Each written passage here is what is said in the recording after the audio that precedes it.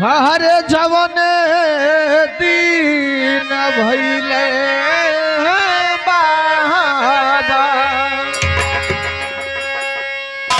हर जवन दीन भइले बाबा, साहब के जनमाए बाबू जवन दीन भइले बाबा।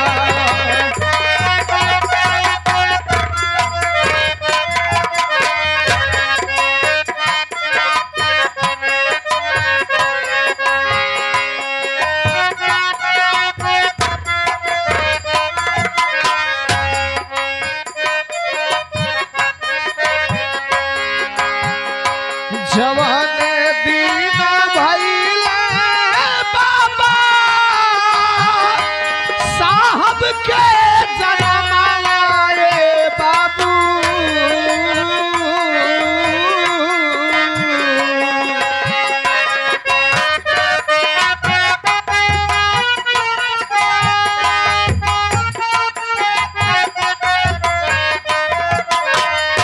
जवन दीन भइले बाबा, साहब के जनमाए बाबू,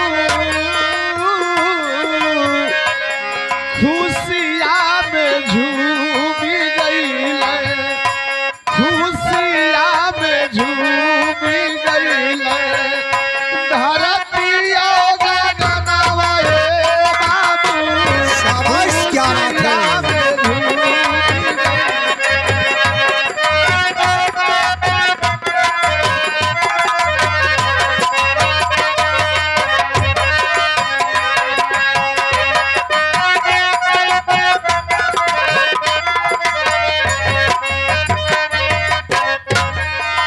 इसी के साथ साथ बड़ा सुंदर पुरस्कार श्री मुन्नालाल गौतम, श्री मुन्नालाल गौतम लड़किया का दादाजी बाबा साहब के गीत सुनते ही 21 रुपए का पुरस्कार पार्टी की तरफ से प्राप्त करेगी। आशीर्वाद की कामना।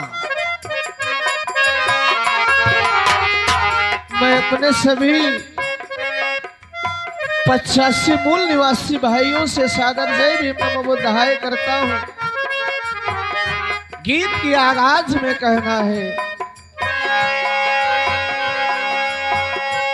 धीरे धीरे जबकि बाबा भइले 5 साल के, धीरे धीरे जबकि बाबा भइले 5 साल के,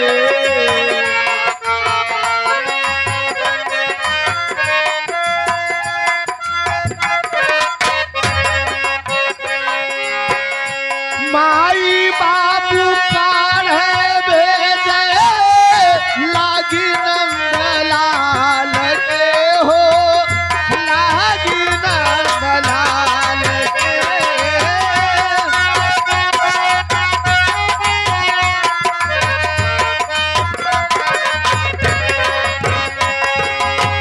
इसी के साथ साथ लड़किया का बड़ी बुआ, लड़किया का बड़ी बुआ भिखारीपुर वाली आपके तरफ से बुआ जी की तरफ से 51 रुपए का पुरस्कार पार्टी की तरफ से प्राप्त करेगी। आशीर्वाद की कामना करते हैं।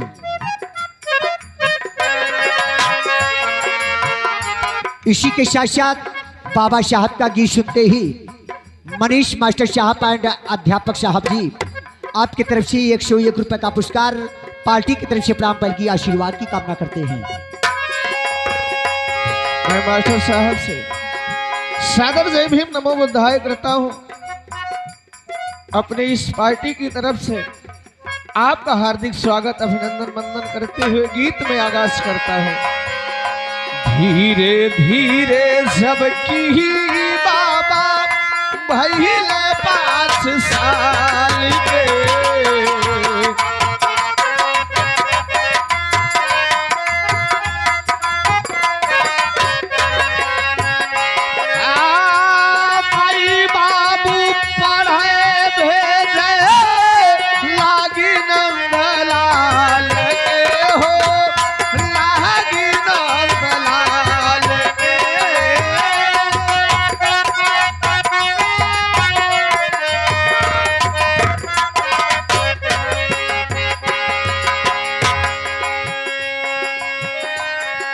सीताराम जी राम कैले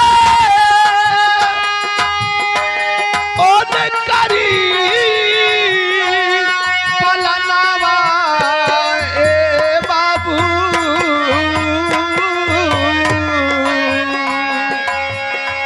सीताराम जी राम कैले ओन कर पलनावा ए बाबू जवन दिन भइले बाबा जवन दिन भइले बाबा साहब के जनमवा रे बाबू जवन दिन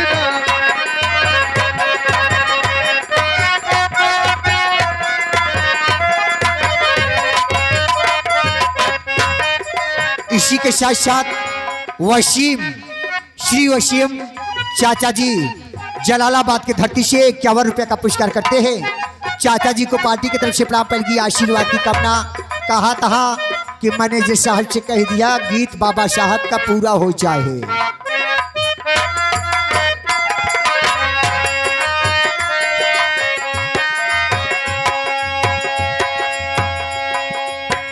अंग्रेजी फौज में राम जी रहले सूबेदार हो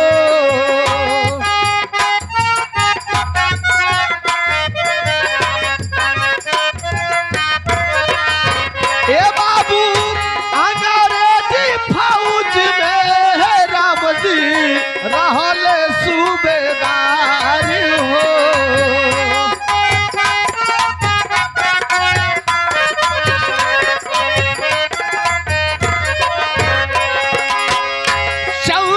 घंटा में बाबा साहब प्रारूप के तैयार हो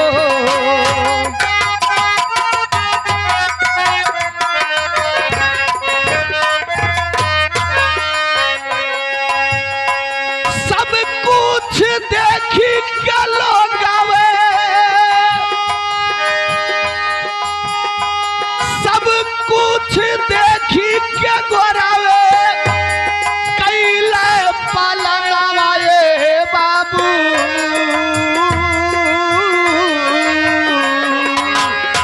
जवन दिन भइले बाबा जवन दिन भइले बाबा साहब के जनमवा रे बाबू जवन दिन भइले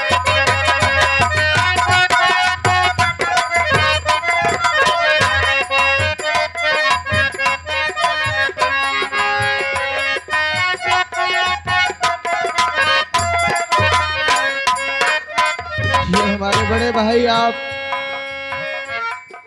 मनीष कुमार अध्यापक साहब आपके कोमल कर से सादर 100 रुपए का धर्मदान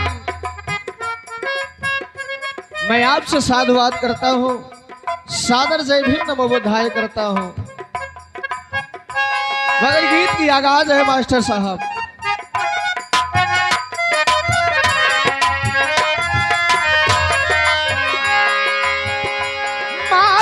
भीमा बाई हर्षित रहली अपन मानावा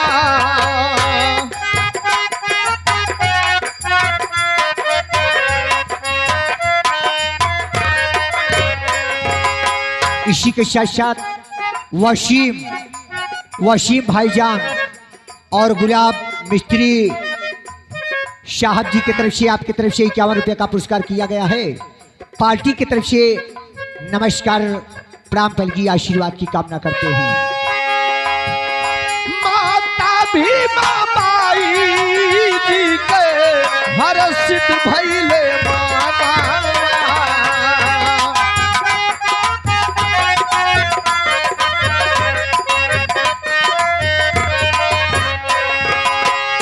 आज हमारे अगने खिलल सुंदर सुमना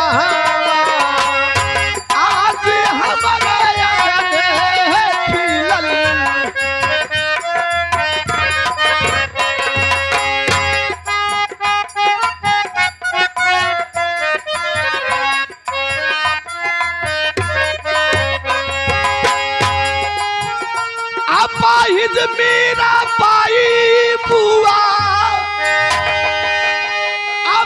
निज मीरा बाई बुआ सोच अपने मनवाए बाबू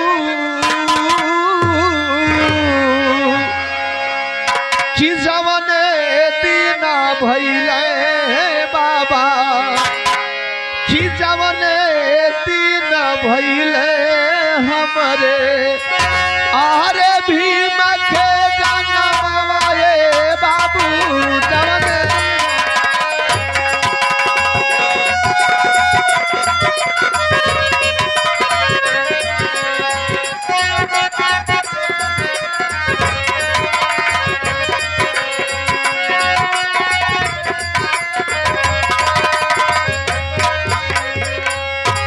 ये परम आदरणीय हमारे बड़े भैया आप मुन्ना लाल आपकी धर्म पत्नी के कोमल कर से सादर 20 रुपए का धमदान मैं उनके चरणों में साधुवाद करता हूं। सबको सादर जय भीम नमो बुद्धाय करता हूं। आशीर्वाद की आकांक्षा रखता हूं।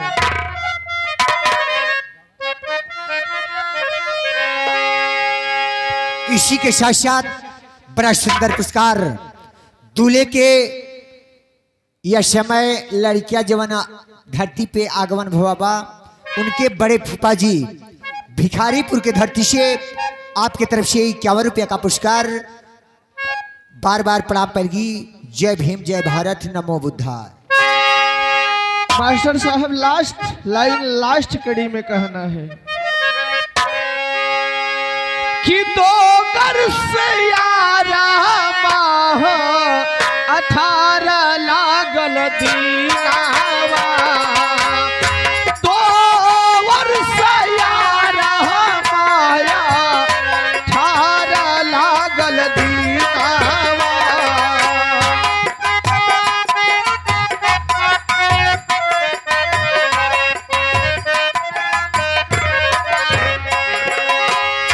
बाबा साहब लिखी के गईले सुंदर संविधान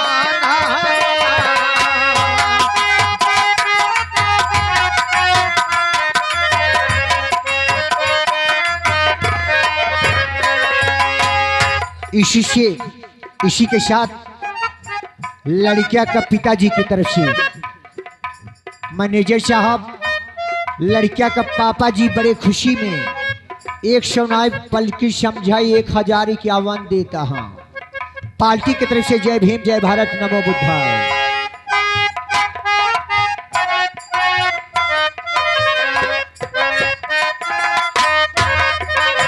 आज हम और आप ये हमारी माताएं बहनें हमारे भैया बाबू जितने भी लोग हैं आज यहाँ एकत्रित होकर गीत सुन रहे हैं। मैं आशीष दीवाना आप लोगों के सामने गीत पेश कर रहा हूँ। अगर ये देन किसी के है तो हमारे परम पूज्य बाबा साहेब की देन है। जो आप लोगों के सामने मैं गीत गा रहा हूँ आप लोग एकत्रित होकर सुन रहे हैं। ये संविधान के तहत लिखा गया और उन्होंने एक नारा दिया, शिक्षित बनो, संगठित रहो, संघर्ष करो। यही उनका मूल उद्देश्य था। क्या बात है। 2 वर्ष 18 लागल दीना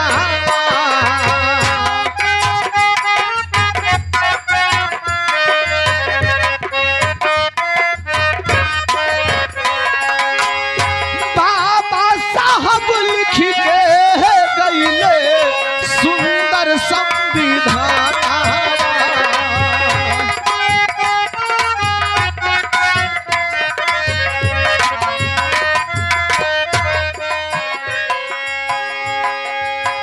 कि 1956 दिसंबर के भैल बाबा के निधानवा बाबू अरे जवन दीनवा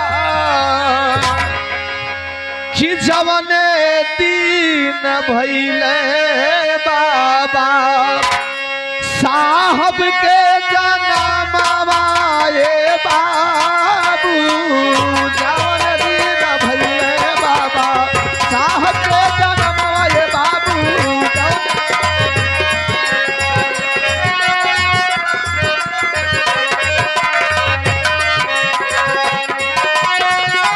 आप परम आदरणीय हमारे बड़े भाई आप मनीष अध्यापक साहब आपके कोमल कर से सादर 100 रुपए का धमदान मैं आपसे साधुवाद करता हूँ। यहाँ पर हमारे एकत्रित भाई पिता और हमारी माताएं बहनें सबको सादर जय भीम नमो बुद्धाय करता हूँ। भैया वो बुलावत है चला जाए। क्या बात है। इसी के साथ साथ मनीष मास्टर जी की तरफ से 101 रुपए का पुरस्कार पार्टी की तरफ से धन्यवाद। इसी के साथ साथ लड़किया के फूफा के पिताजी की तरफ से 51 रुपया का पुरस्कार पार्टी की तरफ से प्रणाम पहल की आशीर्वाद की कामना करते हैं। मालिक गुलाब आशीष शरण के पुजरिया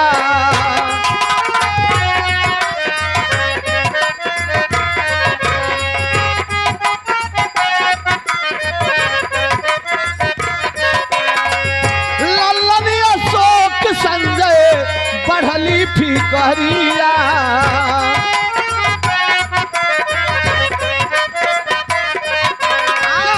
मालिक गुलाब आशीष शरण के पुजरिया लल्लन अशोक संजय बढ़ली फिकरिया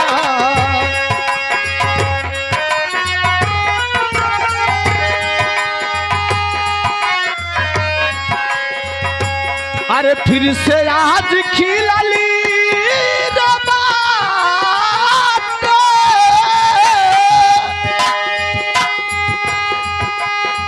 फिर से आज खिलली रे बात दुई दी के चनवाए बाबा जवन दिन भइले बाबा जवन दिन भइले बाबा साहब के जनमवा ये बाबू जवन दिन भइले बाबा साहब के जनमवा ये बाबू सब है से सादर जय भीम नमो बुद्धाय करता। इसी के साथ साथ बाबा साहब के गीत सुनते ही लड़किया के बुआ दादी